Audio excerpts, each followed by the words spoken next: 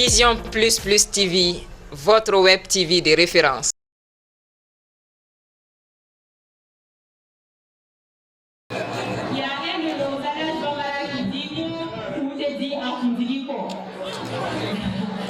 Alors, monsieur le secrétaire général, à tous seigneurs tout honneur, nous vous invitons à prendre la parole pour le discours de lancement. Avec des applaudissements, s'il vous plaît. Honorables membres du Conseil national de transition, Monsieur le représentant résident de l'INP au Mali, Monsieur le représentant résident de l'OMS au Mali, Mesdames et Messieurs les directeurs des services centraux rattachés et organismes personnalisés du ministère de la Santé et du Développement social, Monsieur le maire de la commune Île, Mesdames et Messieurs le coordinateur des chefs de quartier de la commune 1, Mesdames et Messieurs les représentants des partenaires techniques et financiers représentés au Mali, Monsieur le représentant de l'Alliance du secteur privé pour la santé, Mesdames et Messieurs les organisations de la société civile au Mali, Mesdames et Messieurs les notabilités religieuses du Mali, Mesdames et Messieurs les représentants des services techniques non gouvernementaux de la société civile du Mali, Mesdames et Messieurs de la presse publique privée, Mesdames et Messieurs les représentants du secteur privé, chers adolescents et jeunes, honorables invités en vos rangs, grades, titre, qualité, tout protocole strictement observé. Je voudrais à l'entame de mes propos rendre grâce à Dieu, le Tout-Puissant, qui nous a permis d'être là ce matin autour de cette cause si noble. Et à ce niveau, je voudrais vous annoncer l'arrivée prochaine de Madame le ministre de la Santé et du Développement social qui a tenu à être présente parmi nous. Et certainement avant la fin de mon discours, elle sera là pour faire la suite de l'activité avec nous ce matin, compte tenu de l'importance et de son engagement pour cette thématique qui est de sauver des vies et améliorer les conditions de vie de nos braves femmes et enfants. C'est aussi un plaisir pour moi ce matin de prendre la parole au nom de Madame le ministre de la Santé et du Développement social pour présider cette cérémonie de lancement de la campagne nationale de la planification familiale 2023, 19e édition, couplée au dépistage des cancers du col, de l'utérus et du sein. Le thème retenu, faut-il le rappeler, porte sur le secteur privé, levier sûr de lutte contre la mortalité maternelle à travers la planification familiale. Effectivement, la planification familiale est l'ensemble des méthodes et services qui permettent aux couples et aux individus de choisir le moment d'avoir des enfants et l'espacement de leur naissance. Et ces services englobent les soins, l'information, conseil et l'éducation relative à la santé maternelle et le bien-être. Et cette campagne d'envergure nationale en faveur de la promotion de la planification familiale nous interpelle tous, car fait appel à l'implication de tous et chacun. La planification familiale contribue à réduire de façon significative la mortalité, la morbidité maternelle, néonatale et infanto-juvénile et d'assurer à la population une vie de couple épanouie tout en évitant des grossesses indésirées. Mesdames et Messieurs, distingués invités, depuis 2011, le Mali a fait de la planification familiale une priorité nationale. La planification familiale est donc reconnue comme un moyen essentiel pour améliorer le bien-être des femmes et des familles. Dans ces avancées significatives donc, ont été constatées par l'EDS et réalisées en 2012. Il s'agit de l'EDS 4, qui fait qu'avec 10% de taux de prévalence contraceptive, des méthodes modernes avec 16,3% de prévalence et de méthodes, soit un accroissement de 1,2% par an. Mesdames et messieurs, distingués invités, le choix de ce thème en l'honneur des praticiens et praticiennes du secteur privé n'est pas fortuit. En effet, au Mali, depuis fort longtemps, le secteur privé reste un maillon important du secteur de santé. Et ce faisant, le ministère de la Santé et du Développement social voudrait, par cette campagne, mettre la lumière sur sa contribution aux côtés des efforts des services de santé publique et parapublique pour la réduction de la mortalité maternelle, néonatale et infanto-juvénile.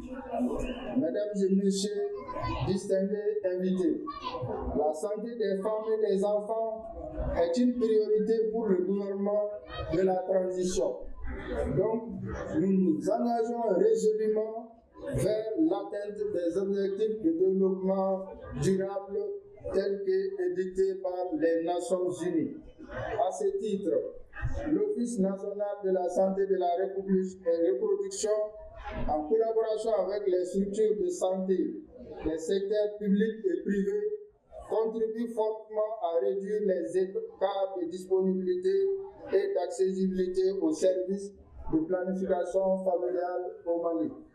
Aussi, l'atteinte des objectifs de développement durable passe nécessairement par la maîtrise de la santé familiale, la protection des personnes vulnérables, la disponibilité et l'accessibilité des services de santé de la reproduction et donc de planification familiale. Mesdames et messieurs, distingués invités, l'accès pour tous aux méthodes contraceptives modernes est garanti par la loi 0244 du 24 juin 2002 relative à la santé de la reproduction.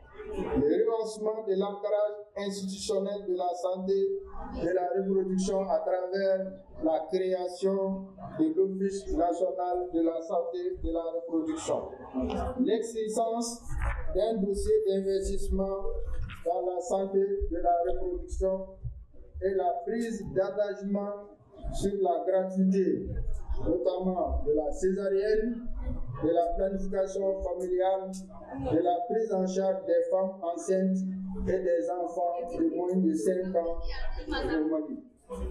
Témoigne donc de la volonté affichée de l'État du Mali à trouver une réponse à la mortalité maternelle néonatale et infanto-juvénile.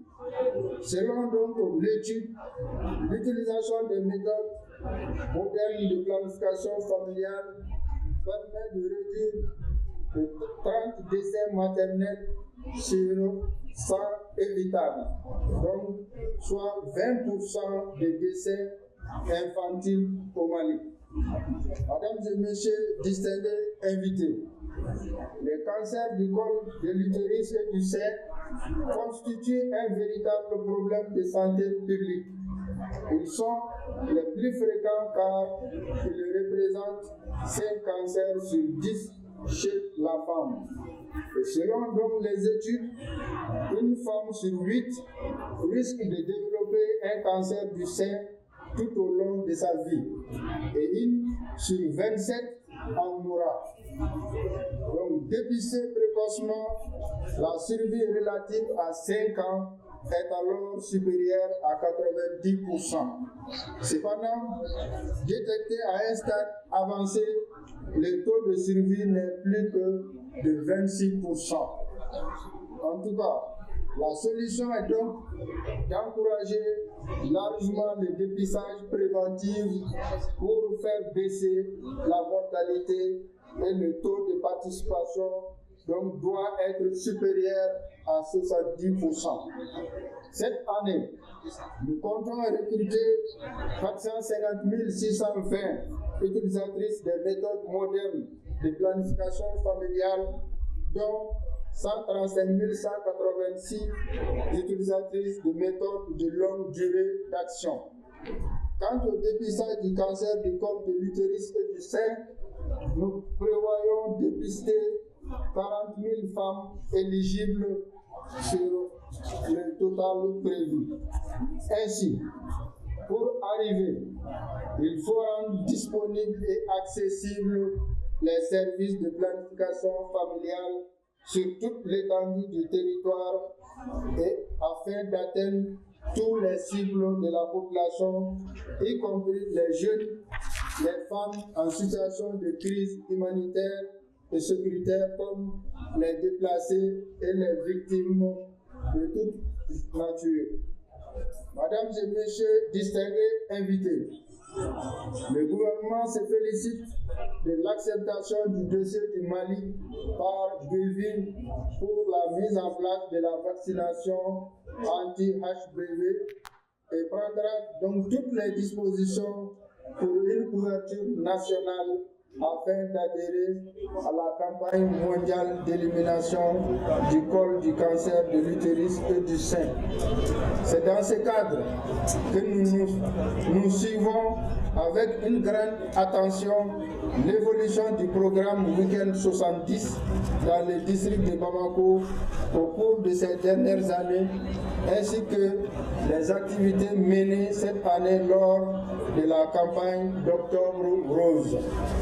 Mesdames et messieurs, distingués invités, permettez-moi, avant de terminer, en exprimant toute la gratitude du département de la santé et du développement social à l'endroit de l'ensemble des partenaires techniques et financiers ici conviés pour leur appui constant et leur engagement pour accélérer l'amélioration des indicateurs de la santé en général, mais en particulier la santé de la reproduction. Je remercie spécialement tout le personnel de la santé, les services de santé des forces de défense et de sécurité, la FENASCOM, les ONG, les organisations de société civile, les associations et les privés qui n'ont ménagé aucun effort pour l'atteinte des résultats encourageants, donc de 17% de prévalence contraceptive qui a fait du Mali le troisième pays du classement du partenariat de Ouagadougou pour la planification familiale. Fruit donc d'une collaboration étroite entre le ministère de la Santé et du Développement social et ses différents partenaires. J'invite donc tous les acteurs à doubler d'efforts pour la nouvelle décennie afin d'atteindre moins de 244 décès maternels sur 1000 naissances vivantes à l'horizon 2030. Aussi, je voudrais inviter les Maliennes et les Maliens, au nom de Madame le ministre de la Santé et du Développement social, à participer activement aux différentes activités programmées tout au long de la présente campagne 2023, 19e édition. Tous contre la mortalité maternelle. Sur ce, je déclare lancer au nom de Madame le ministre de la Santé et du Développement social la campagne nationale en faveur de la planification familiale couplée au dépistage des cancers du col de l'utérus et du sein, dont le thème, je le rappelle encore, est le secteur privé, levier sûr de lutte contre la mortalité maternelle à travers la planification familiale. Que Dieu bénisse le Mali. Je vous remercie beaucoup.